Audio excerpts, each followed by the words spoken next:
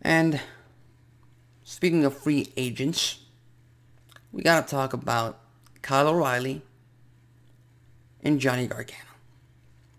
Just about a week and a half ago, they had their final appearances on an NXT pay-per-view. They had their final appearances on an NXT show.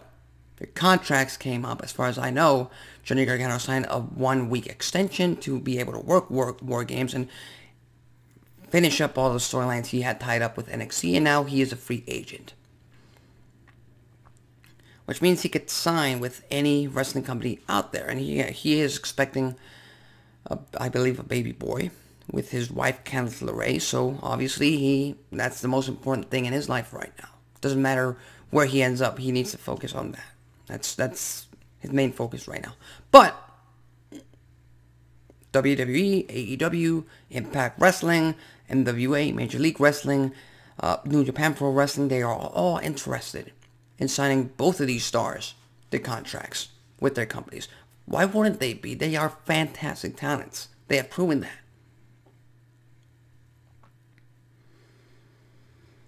Do I want them to end up in AEW?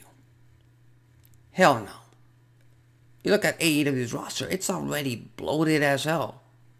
You've got so much talent on that roster that you got guys like Brian Cage and Eddie Kingston and Dante Martin and Jack Evans and Private Party and so many others working strictly for a few weeks, Dark and Elevation. Why? Because there's not enough time on the 2 hours of Dynamite or on the 1 hour of Rampage to put them on TV and give them a meaningful story.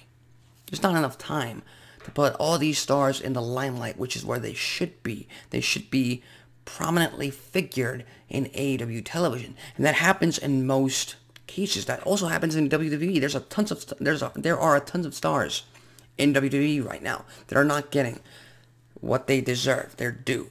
Ricochet on SmackDown, Cedric Alexander on Raw, just to name 2 examples, each brand. So this happens everywhere. And a bunch of people out there want to see Kyle O'Reilly join up with Bobby Fish and Adam Cole and the Elite on AEW because they've seen that in the past, and now they want to see it on Dynamite every single week. And there's nothing wrong with that. That's what you want. I don't want that. But if it were up to me, if I were making the big boy moves in WWE, I would have re-signed them both. I would have done everything in my power to re-sign both Kyle O'Reilly and Johnny Gargano. But I would have moved Johnny Gargano over to SmackDown. I would have moved them up the main roster. Build him up from there. Which is kind of hard because, again, he's about to become a father, and him being on the road most of the year is not something that he wants, obviously. That's tough. But eventually, when Tommaso Ciampa drops the title, I would move him up to the main roster. They've been in NXT for the past 5 years. It's time. NXT is a developmental brand.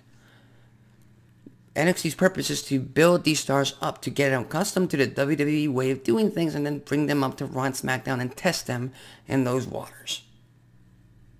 That's NXT's purpose. And Kyle O'Reilly, he proved with his feud, with his rivalry against Adam Cole earlier this year, that he is a main event star. He can carry the NXT brand.